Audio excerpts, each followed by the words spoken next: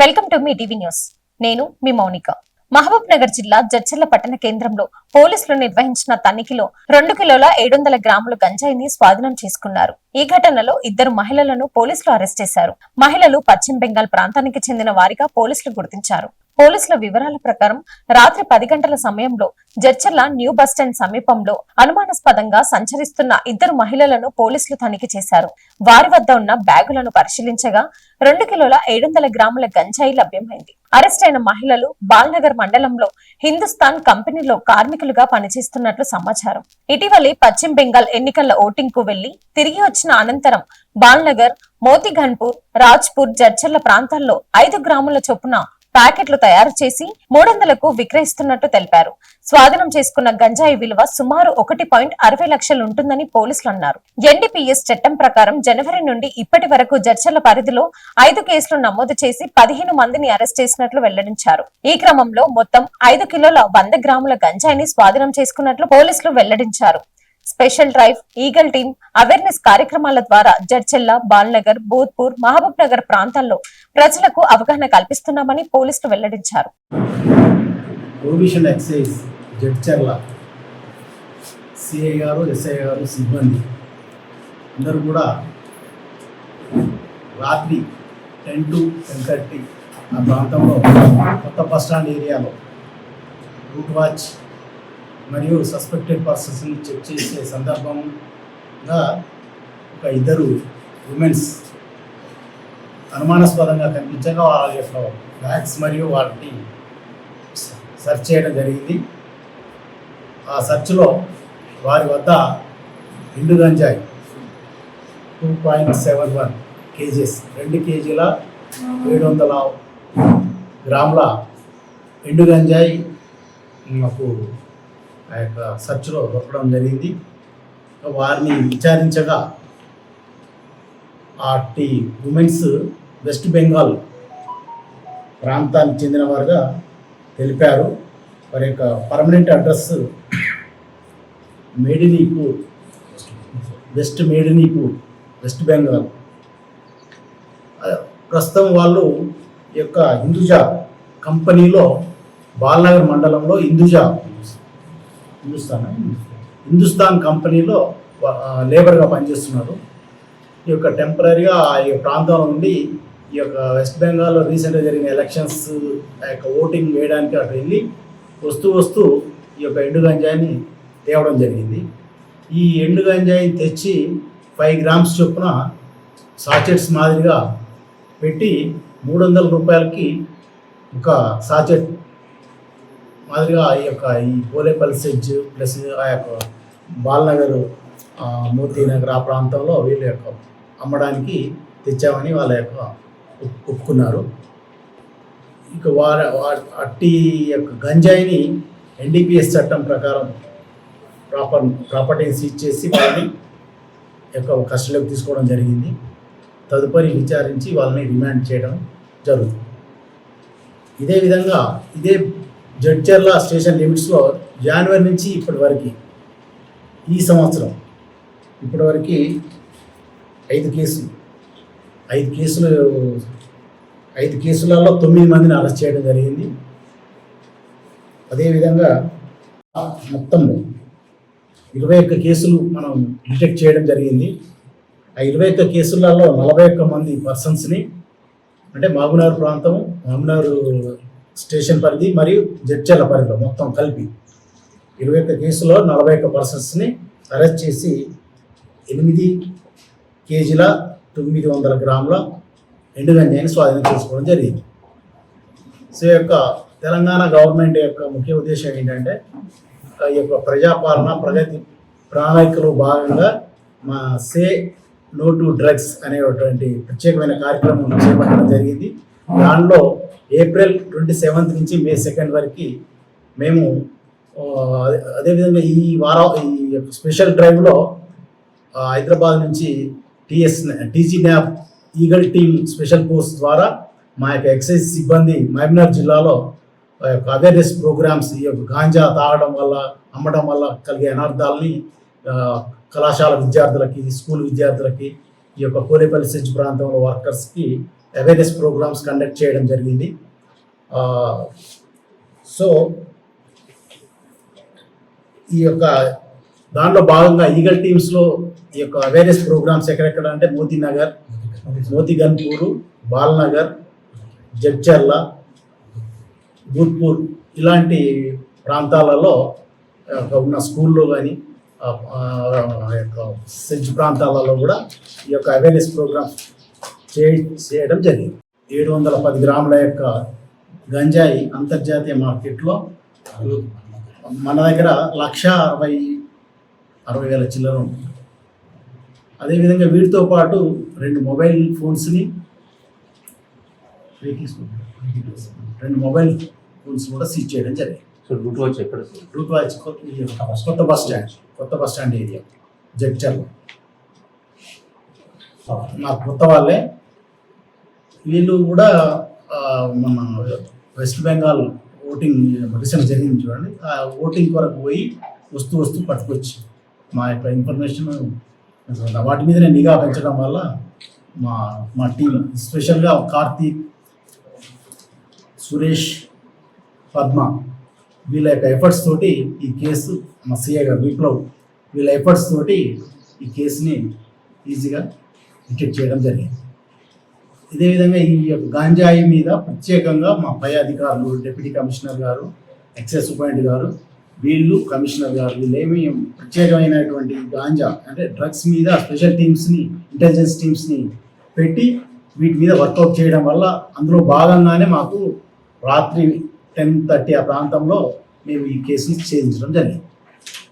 Thank you. జడ్చర్లలో BRS పాలనపై కాంగ్రెస్ నేతలు విమర్శలు. జడ్చర్ల ఎమ్మెల్యే క్యాంప్ కార్యాలయంలో కాంగ్రెస్ నేతలు మీడియా సమావేశం నిర్వహించారు. గత బీఆర్ఎస్ పాలనలో నియోజకవర్గ అభివృద్ధిని విస్మరించారని, మాజీ ఎమ్మెల్యే అనుచరులతో కలిసి భూ కబ్జాలకు పాల్పడ్డారని ఆరోపించారు. మున్సిపాలిటీలో డ్రైనేజ్ వ్యవస్థను కూడా పూర్తి చేయలేదని మండిపడ్డారు. ప్రస్తుత ఎమ్మెల్యే జన్నంపల్లి అనిరుద్ రెడ్డి రోడ్లు, డ్రైనేజ్, కమ్యూనిటీ హాల్స్ నిర్మాణం చేపట్టారని అన్నారు. నియోజకవర్గానికి IIIT, యంగ్ ఇండియా ఇంటిగ్రేటెడ్ పాఠశాల, నవోదయ విద్యాలయాలను మంజూరు చేయించారన్నారు. బీఆర్ఎస్ నాయకుల అవినీతి త్వరలో బయట పెడతామని హెచ్చరించారు. ఈ సమావేశంలో అశోక్ యాదవ్, సుదర్శన్ గౌడ్, నిత్యానందం, గోపాలపూర్ యాదవ్ తదితర నేతలు పాల్గొన్నారు. లక్ష్మరెడ్డి గారికి నేను సవాలు విసురుతున్నా. అభివృద్ధి విషయంలో మా ఎమ్మెల్యే గెలిచి 2.5 సంవత్సరాలు అయింది. మీరు 9.5 సంవత్సరాలు ఎమ్మెల్యేగా ఉన్నారు, మంత్రిగా ఉన్నారు. నేను సవాల్ ఇస్తున్నా, మా ఎమ్మెల్యే 2.5 సంవత్సరాలు ఎన్ని కోట్లు చేశారు, మీరు 9.5 సంవత్సరాలు ఎన్ని కోట్లు చేశారు? చర్చకి రాండి. అభివృద్ధి అని అంటారు. మా ఎమ్మెల్యే నిరంతరం అభివృద్ధి గురించి ఆలోచన చేశారు తప్ప ఏదో డబ్బు సంపాదించాలి, నీలాగా భూములు కొనాలి, అక్రమ భూములు కొనాలి. మీ ఆయన మొత్తము అక్రమే జరిగింది. మీ కౌన్సిలర్ మొత్తము అక్రమే చేశారు. మా ఎమ్మెల్యే నిరూపిస్తాం. మా ఎమ్మెల్యేతో రుజువులు ఉన్నాయి, నిరూపిస్తారు టైం వచ్చినప్పుడు. మా ఎమ్మెల్యే గారు ప్రతి గవర్నమెంట్ స్కూల్కు బూట్లు ఇవ్వడం జరిగింది, వాళ్ళకి బ్యాగులు ఇవ్వడం జరిగింది. స్వాతంత్రం వచ్చి 76 సంవత్సరాలు అవుతుంది.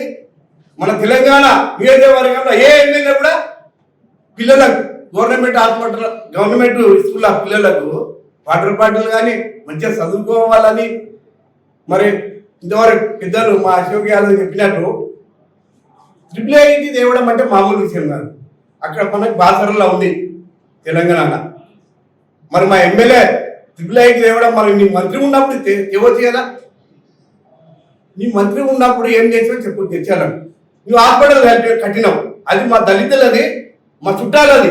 గుంజుకొని ఏడ కట్టినావు, నీళ్ళు సముద్రాలు మొత్తం నిండిపోతుంది. అది అక్రమంగా ఒక దళితుల భూమి గుంజుకొని నీకు కట్టినావు. నీ భూమిలో కట్టవచ్చు కదా, దళితులే దొరికిరా నీకు. ఈ విధంగా నీ మొత్తం అక్రమాలే. నీ స్టేటస్ ఏంటి, నా స్టేటస్ ఏంటి, నీకు తెలుసు, నాకు తెలుసు. నేను సవాల్ ఇస్తున్నా మంత్రి గారికి, ఎమ్మెల్యే గారికి ఇస్తున్నా, చర్చకు రా. నేను కూడా వస్తాను, మాజీ ఎమ్మెల్యేకే. నేను లక్ష్మరెడ్డి గారికి రాండి, నేను వస్తాం, మా సుదర్శన్ వస్తాం, మా అశోక్ యాదవ్ వస్తాం. మీరు చర్చ పెట్టండి. మా ఎమ్మెల్యే ఎంత అభివృద్ధి చేసినా మేము నిరూపిస్తాం. మరి నీ 9 సంవత్సరాలు ఎంత అభివృద్ధి చేసినావయ్యా చెప్పండి. ప్రజలకందరికీ తెలుసు. ప్రజలకైతే తెచ్చే కాబట్టి నేను ఘోరంగా ఓడగొట్టారు.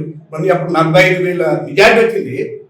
మరి ఆ 45 క్రాస్ చేసి మా ఎమ్మెల్యే గారు మరి 15,000 మెజార్టీతో నాకు గెలిచినట్టే 65,000 మెజార్టీతో మా ఎమ్మెల్యే గారు గెలిచారు. మా ఎమ్మెల్యే గారు నిరంతరం ప్రజల గురించి ఆలోచన చేశారు. నీలాగా డబ్బు గురించి ఈ అక్రమాల పొలాలు పూసుకొని గవర్నమెంట్ పొలాలు పూసుకొని తిరుమల అక్కడ చేసిన అది మొత్తం గవర్నమెంట్ ల్యాండే, అది అందరికీ తెలుసు. నువ్వేమో అక్రమాలు చేసినా మా ఎమ్మెల్యే దగ్గర మొత్తం చిట్టా ఉంది, అది తీసినప్పుడు మీ సంగతి తెలుస్తుంది. ఇది మా ఎమ్మెల్యే చేసిన అభివృద్ధి. తర్వాత ప్రజాప్రతినిధులు రైతుల ద్వారా కానీ సమాచారం అందుకున్న అధికారులు మొన్న ఏదైతే జంగాపురంలో జరిగినటువంటి మాజీ ఎమ్మెల్యే గారు రాష్ట్రరోపణ చేయడం ఇదంతా మీకు తెలిసిన విషయమే. సబ్జెక్ట్ ఏంటంటే ఈరోజు నిన్న నేను వెళ్ళడం జరిగింది. అక్కడ పోయిన నెల 3 తారీఖు నుంచి స్టార్ట్ చేస్తే తూకం చేసిన బస్తాలు అక్కడిని పెట్టిండ్రు. వాటి కింద వర్షం వచ్చి కిందకి వెళ్ళిపోయి అవి తడిసి మొలకలు కూడా వచ్చినాయి. వాటిని ఇప్పటి వరకు లిఫ్ట్ చేయలేదు.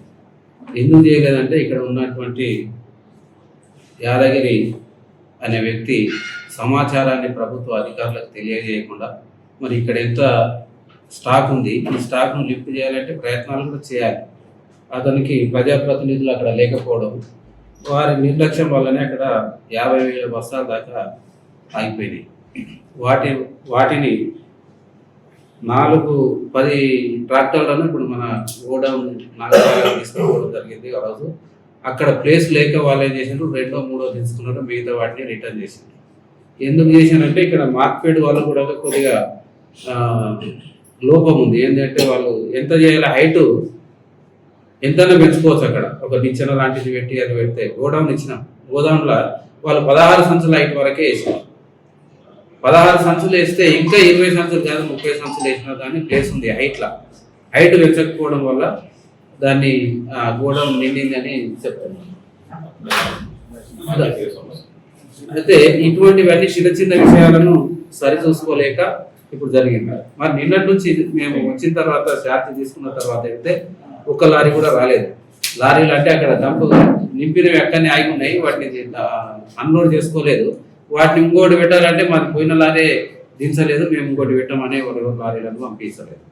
తర్వాత నిన్న మేము ఆలోచన చేసి ఇప్పుడు మన దగ్గర ఉన్న ఓపెన్ సెట్ ఏదైతే ఉన్నదో దాంట్లోనే మార్కెట్ చైర్మన్ గారు మేమంతా వెళ్ళి వాటిలోనే ఇప్పుడు అది టాపీ వేసి పెడదాం, తర్వాత అయినా తీద్దాం, రైతులను అయితే ఇక్కడ నుంచి పంపించి వాళ్ళ బాధ్యతను మా మీద తీసుకున్నాం అనే ఉద్దేశంతో అది జరుగుతూ ఉన్నది. ఈ రోజు కూడా మన దగ్గర లేబర్ లేక అక్కడ ఏమైందంటే ప్రజెంట్ ఉన్న అవి నింపేసిండ్రు, వెళ్ళిపోయారు. అమాలీలు కూడా ఎవరు లేరు, పని లేదు కదా, ఎత్తడానికి లేదు, దించడానికి లేదు. ఏం చేయాలి అమాలీలు వేరే చోటుకి వెళ్ళిపోయింది. ఇప్పుడు మేము పోయి తీస్తే అమాలీలు ఎవరైనా పిలిస్తే ఎక్కడో అక్కడ సెట్ అయిపోయి మాకు అమాలీలు కూడా వస్తుంది. నేను ఇప్పుడు పోయి అది స్నేహ వాళ్ళ దగ్గర ఒక గోడౌన్ ఏదో ఉంది ఫ్యాక్టరీ, అక్కడ నుంచి 20 మందిని, తర్వాత దగ్గర భూత్పూర్కి వెళ్ళి 10 మందిని తెచ్చి ఇప్పుడు అది ఏ కూడా జరుగుతుంది. ఇప్పుడైతే లారీలు ఇప్పటి వరకు రాలేదు.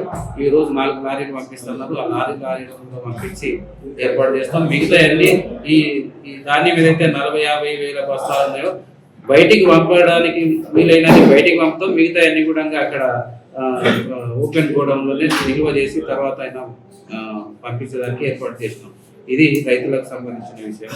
ఇకపోతే నిన్న ఇచ్చిన ప్రెస్ మీట్లల్లో ఆయన ఒక గుండంలో దుంకితే పవిత్రమైన దేవాలయానికి సంబంధించిన గచ్చిబావిని అది చేసి దాంట్లో దుంకితే దున్నపోతులాక అని మాట్లాడతారు. దున్నపోతులాక అనేది ఎవరికి వర్తిస్తుంది? అది ఒక ఏండో పడితే కదా, అది ఒక దేవాలయానికి సంబంధించిన పుణ్య స్నానం చేసేటటువంటి గుండం. అది ఆ గుండంలో స్నానం చేస్తే స్నానం చేసిన వాళ్ళంతా దున్నపోతులా? వీళ్ళు తిట్టేటప్పుడు వేరే వాళ్ళ ఎమ్మెల్యే గారు ఏం చెప్పారు మొన్న, అయ్యా పంది ఒక లక్షణం కదా, దానికి కడిగి పౌడర్ వేసినా కూడా మళ్ళీ దాంట్లోనే వంతది, మీరు ఎందుకు ఇట్లా చేస్తున్నారో అట్లా అని అన్నాడు.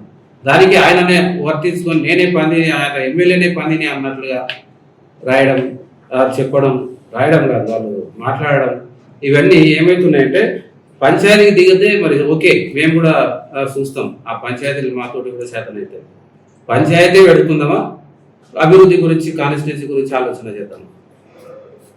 ఈరోజు ఎమ్మెల్యే గారు ఫార్మా సెజ్ నేను తెచ్చిన అంటున్నాడు పోలేపల్లికి. నేను ప్రత్యక్ష సాక్షిని, నేను అక్కడ సెజ్ బాధితుల పోరాట సమితి అధ్యక్షుడిని.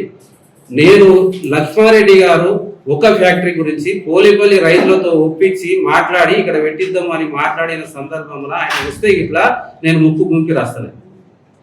ఆయన వచ్చింది అన్నాడు, మాట్లాడింది అన్నాడు. రాజశేఖర రెడ్డి గారు ఎమ్మెల్యే అక్కడ, అది సీఎం.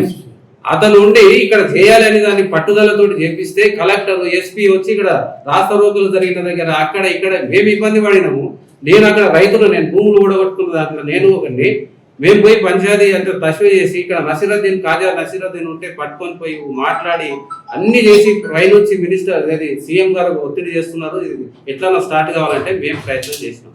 ఎన్నడన్నా ఒక రోజు పోలేపల్లి రైతా లేకపోతే రాయపల్లి రైతా ముదిరెడ్డిపల్లి రైతుతోటి ఆయన మాట్లాడి ఒప్పించిన సందర్భాన్ని నాకు చూపిస్తే, ఆయన క్లిప్పుని కానీ లేకపోతే పేపర్లు ఆ రోజు కూడా ఈయన పోయి ప్రయత్నం చేసినట్టుంటే ఏమన్నా రాసినవి ఉంటే కూడా తీసి చూపిస్తే మేము రాజకీయంగా వదులుకుంటాం. ఎవరో చేసిన దాన్ని నేను చేసిన ఈ బిల్డింగ్లు అయితే జడ్చర్లలో ఉన్న బిల్డింగ్లన్నీ కూడా అది వచ్చినందుకే వచ్చినాయంటే రాజశేఖర రెడ్డి గారి పుణ్యం, అది కాంగ్రెస్ పార్టీ పుణ్యం. అది ఈయన నేను చేసిన అనే మాట మాట్లాడితే ఎక్కడ చేసిండో నాకు చూపించాలి ఒక మాట. ఏ ఫ్యాక్టరీని నువ్వు శంకుస్థాపన చేస్తే ఆపితే నువ్వు ఆపి నిలబడి పని చేయించినవో నీ ఆధారాలు ఏమనుంటే చూపి. ఏంటికి మాట్లాడతారు? ఏదో చింతకాయలు చెట్టుకు రాస్తే అవి మేము ఉన్నందుకే కాసినాయి లేకపోతే గాయకుండే అన్నట్ల ఉన్నది ఈ కథ. అది ప్రభుత్వ పరంగా వచ్చే నిధులతోటి ఏమన్నా చేస్తే చేసి ఉండొచ్చు. ప్రయత్నం ఈ కాన్స్టిట్యున్సీకి ఒక యాక్షన్ ప్లాన్ పెట్టుకొని ఒక పద్ధతిగా ఇగో ఈ డెవలప్మెంట్ నేను చేస్తా, ఇది చూపిస్తా అని చేసింది ఏమన్నా ఉంటే చెప్పండి. ఈ 10 ఏళ్ళు మంత్రిగా ఉన్నావు, అదృష్టము నీకు కలిసి వచ్చి ఈ రాష్ట్రానికి మంత్రి అయినావు. ఇక్కడ జడ్చర్ల ప్రాతినిధ్యం నుంచి నువ్వు ఒక మంత్రి అయినావు. మంత్రి స్థాయిలో నువ్వు ఎంత పని చేసినావు? మామూలు ఎమ్మెల్యేగా ఉండి జడ్చర్ల ఎమ్మెల్యే అసెంబ్లీలో మాట్లాడుతున్నాడు దేని విషయంలోనన్నా. ఈ రోజు తీద్దాం, మీరు సోషల్ మీడియా తీయండి, గూగుల్ కొట్టండి, జడ్చర్లకు ఎవరు మాట్లాడిందో తెలుస్తుంది. జడ్చర్ల గురించి లక్ష్మారెడ్డి ఎక్కువ మాట్లాడినా లేకపోతే అనిరుద్ రెడ్డి ఎక్కువ మాట్లాడినా. ఇప్పుడు ఉండే కార్యకర్తల గురించి కూడా నాకు తెలుసు. ఆ కార్యకర్తలు మీద ఈయన మోపి అబద్ధాలు. ఇప్పుడు అతను ఒక మనందరికి తెలిసిన విషయం, ఇక్కడ మీడియా కానీ ప్రజాప్రతినిధులకు వీరందరూ కూడా అక్కడ నుంచి మనం వచ్చిన వాళ్ళమే. ఇప్పుడు చెన్నమయ్య భూమి ఎవరిది? వనవేపల్లికి సంబంధించిన రైతులు అక్కడ ఉంటే పోలీసులను పెట్టి ఎలగొట్టి వాళ్ళను నానా ఇబ్బంది పెట్టి ట్రాక్టర్లు జేసీబీలు పెట్టి దెబ్బలు కొట్టి వాళ్ళ మీద కేసు పెట్టి వాళ్ళని ఎలగొట్టి రైతులను ఉసురు పోసుకొని ఈ రోజు అక్కడ చేస్తే ఇదంతా ఎవరి మీద పడ్డదంటే ఇక్కడ ఉన్న కౌన్సిలర్ల మీద పడింది. కౌన్సిలర్లు ముందర ఉండి ఈ దాదాగిరి చేసి ఇవి చేసి తీసుకొని తిన్నారు అన్నారు. కౌన్సిలర్లు ఎంతమంది లాభపడ్డారో నాకైతే తెలియదు. అప్పుడున్న ఎమ్మెల్యే గారు అయితే లాభపడ్డారు. ఈ విషయము చర్చలు అందరికీ తెలుసు. ఇప్పుడు మనం ఓడిపోయే దాంట్లో కూడా పెద్ద కారణం ఏమి అధ్యక్ష, అవునా కదా? ఇప్పుడు దీంట్లో మీరందరూ అంటే అక్కడ ఉన్న కార్యకర్తల గురించి చెప్తున్నారు. మీరంటే టిఆర్ఎస్ లో ఉన్నటువంటి ఏదైతే నిందలు మీ మీద చేస్తున్నాడు, సొంత లాభం ఆయన పొందుతున్నాడు. అది తెలుసుకోకుండా ఆయన ఇంబడేదో సంకలు కొడితే మీకే నష్టం జరుగుతుంది. మొన్న నాగిరెడ్డి గారు మాట్లాడారు ఎమ్మెల్యే గురించి ఏదేదో. నాగిరెడ్డి గారికి నేను ప్రత్యక్ష సాక్షిని 10 సార్లు చెప్పాడు ఆయన. నాగిరెడ్డి అటువంటి కార్యకర్తకు నేను ఏదైనా పదవి ఇస్తా అని.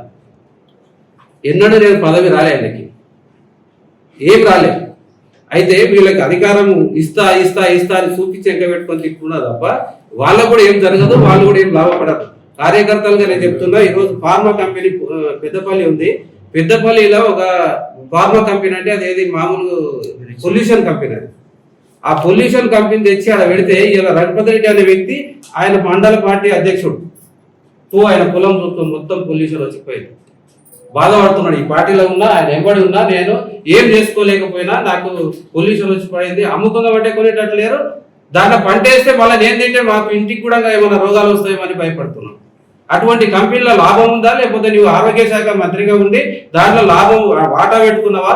ఇక్కడ ఉన్నటువంటి రైతులకు సంబంధించిన భూములని కూడా పొల్యూషన్ అయ్యేటట్టు చేసినాం. ఏదైనా కానీ పొల్యూషన్ లేదని పెట్టుకోవచ్చు. రైతుల దగ్గర తీసుకొచ్చి ఆ పొల్యూషన్ ఉంటే అక్కడ పండిన పంట తిని కూడా మనము అనారోగ్యం పాలవుతాం. మరి ఇటువంటివన్నీ చేసుకుంటా మళ్ళీ ఏమంటాడు, ఏం తెలియదు నాకు మంచి జరిగింది అంటే నేనే చేసిన, చెడు జరిగింది అయ్యో నాకు సంబంధమే లేదు. అక్కడ ఉన్నటువంటి కార్యకర్తలకు కూడా చెప్తున్నా, ఇప్పుడు పార్టీలు అనేటివి ఏం శాశ్వతం కాదు, గోతరం కాదు. నేను ఆ పార్టీలో ఉన్నా, తర్వాత ఈ పార్టీలో వచ్చినా, ఈ పార్టీలోకి వెళ్ళి ఆ పార్టీలో పోయినా నా గౌరవం ఉన్నతన నేను ఉన్నా, దాన్ని ఉంటాను. నేను గౌరవం ఏంతనా కూడా నా ఇంకనే ఉండు, నా సంఘ నాకంటే నేను ఉంటా. పొగిడితేనే నీ ఏపడి ఉండాలి, పొగిడితేనే నీ పక్క నుండి రాయి మాట్లాడదురా, బాగా మాట్లాడుతావు అదే మాట్లాడు అంటే ఈయన ఇక పొగడాలి. పొగిడే స్పీచ్ తప్ప మిగతా స్పీచ్ లాగా వినబుద్ధి కాదు. అంటే పనిలా మంచి చెడు రెండు ఉంటాయి, ఆ రెండింటిని సమతూకం చేసుకొని పోయేటోడే లీడర్. ఏదైనా జరగండి, మంచి జరిగితే కూడా నేనే బాధ్యుండి, చెడు జరిగితే కూడా నేనే బాధ్యుండి. మొన్న గోదాం గురించి చెప్పారు, నేను చెప్పిన దాని మీద ఏదన్నా కానీ అవినీతి జరిగినట్టుంటే నేనే పూర్తి బాధ్యత, నా సెక్రటరీ కానీ ఇంకెవడు కానీ సంబంధం లేదు, నేను బాధ్యత వహిస్తున్నా. నేను అక్కడ నాయకత్వం వహించినా, నేను అక్కడ భూమి తీసుకున్నా, కట్టించినా, నేనే మాట్లాడుతున్నా. నీకేమైందా, నీవు వస్తే మంచి వస్తేనేమో నీ మీద వేసుకుంటావు, చెడు వస్తేనేమో ఇంకెవరి మీద దొక్కుతావు. మొత్తం ఇప్పుడు మరి అన్నావు సరే, ఆ కార్యకర్తలంతా బాగలేని కార్యకర్తల వల్లనే నీకు ఓడిపోయినావు. మళ్ళీ అదే కార్యకర్తలను పక్కన పెట్టుకొని ఫోటోలు దిగుతావు, మళ్ళీ వాళ్ళ ద్వారానే నీకు ప్రెస్ మీట్ ఇప్పిస్తావు. నీ రాజకీయం అనేది గమనిస్తుంది. ఇక్కడ ప్రజలు ఎవ్వరు కూడా అమాయకులు లేరు, ప్రతి ఒక్కరికి తెలివి ఉంది, ప్రతి ఒక్కరు కూడా నీకన్నా ఎక్కువ తెలివి ఉంది. నీకు అధికారం వచ్చింది అంటే అదృష్టము, ఒక మంత్రి అయినావు. నీకన్నా ఎక్కువ తిప్పే శక్తి ఉన్నోళ్ళు అందరూ ఉన్నారు, చాలా మంది వాళ్ళకి అవకాశాలు లేవు. మనం ఒక కుటుంబాన్ని తీసుకుంటే ఆ కుటుంబం ఎట్లా నడుపుతాడు అనేది మనం చూస్తాం. ఏం లేనోడు బంగాలు కడుతున్నాడు, సంపాదిస్తున్నాడు, అన్ని ఉన్నాడు, అన్ని కూడా కొట్టుకుంటున్నాడు. అంటే వాళ్ళు నడవడికను బట్టి ముందలిపోతుంది ఏదైనా కానీ. నీకు అధికారము కేసీఆర్ లేకపోతే కాంగ్రెస్ ఇచ్చింది. కాంగ్రెస్ టీఆర్ఎస్ అలయన్స్ లా 2004లో ఎమ్మెల్యే అయినాం. నీ సొంతం ఎమ్మెల్యే ఏం కాలే, కాంగ్రెస్ పార్టీ ఇచ్చినటువంటి భిక్షనే అది. ఆనాడు జిల్లాలో 6 సీట్లు ఇస్తే ఒకటే గెలిచింది. ఒకటి ఎందుకు గెలిచిందంటే ఇక్కడ ఇండిపెండెంట్ కానీ రెబల్ కానీ కాంగ్రెస్ వేయలే కనుక గెలిచినావు. అక్కడ పోతే పులివీర్ అన్న గెలిచిండు, డీకే అన్న గెలిచింది, ఇంకా 6 మంది ఎవరో రెబల్ వేసిన వాళ్ళంతా గెలిచారు. టీఆర్ఎస్ మొత్తం ఓడిపోయేది. ఆయన కాంగ్రెస్ భిక్ష పెట్టింది, కాంగ్రెస్ పార్టీని దిక్కడానికే నీకు ఎందుకు అంత ఆకాశం పోసుకుంటున్నావు? పార్టీ అంటే నీకేం చేయలేదా? పార్టీ నుంచి బాగుపడలేదా? కాంగ్రెస్ పార్టీ నుంచి బాగుపడి కాంగ్రెస్ పార్టీ నుంచి ఎక్కడికి వచ్చినావు? మరి వ్యక్తిగతంగా ఏదైనా ఉంటే మరి మీకు మాకేమైనా ఉంటే కూడా డైరెక్ట్ మాట్లాడదామంటే కూడా ఓకే, దానికి మేము సిద్ధం. నాకేదో సన్మానం చేస్తున్నారంటే ఏదో కార్యక్రమం చేస్తుంటే ఒక ఛార్జ్ తీసుకుంటుంటే ఎమ్మెల్యే గారు వస్తే దాని మీద కూడా నీవు రావు. నీకు అభివృద్ధి చేసేటోళ్ళు నచ్చరు. నేను నా సొంత డబ్బులతోటి, సొసైటీ డబ్బులు కాకుండా నా డబ్బులతోటి నేను అభివృద్ధి చేస్తే రా అంటే మినిస్టర్ని పిలిస్తే నీవు ఓర్వలేదు. పార్టీలో ఉండి గోదాంకు నేను మినిస్టర్ని పిలిస్తే నీవు ఆయన వచ్చిన గంట సేపటికి వచ్చినావు. వచ్చి కూడా మీటింగ్ జరగనియాలి, ప్రెస్ మీట్ కూడా జరగనియలేదు. అక్కడ బయటికి వెళ్ళగొట్టుకుని పోయినావు. నీవు అభివృద్ధిని కాంక్షించే వ్యక్తి అయితే చేసే వ్యక్తులను సపోర్ట్ చేయాలి. నేను పొగిడే వ్యక్తులను సపోర్ట్ చేయాలనుకుంటున్నాను. నేను దేనికైనా కూడా చెప్తున్నా, కాంగ్రెస్ పార్టీ అంత ఇక్కడ ఏమి ఆషామాషిగా లేదు. కాంగ్రెస్ పార్టీలో అందరు ఉన్నారు, సమర్థులు ఉన్నారు, పనిచేసేటోళ్ళు ఉన్నారు, అభివృద్ధి చేసేటోళ్ళు ఉన్నారు, అభివృద్ధి చేసిండ్రు, అన్ని విధాలుగా అన్ని అనుభవాలు ఉన్న వాళ్ళు ఉన్నారు. మీరు మాట్లాడే మాటలకి ఎవరు ఇక్కడ భయపడటం లేరు. ఇది గుర్తుంచుకోవాల్సిందిగా నేను కోరుతున్నాను. Thanks for watching.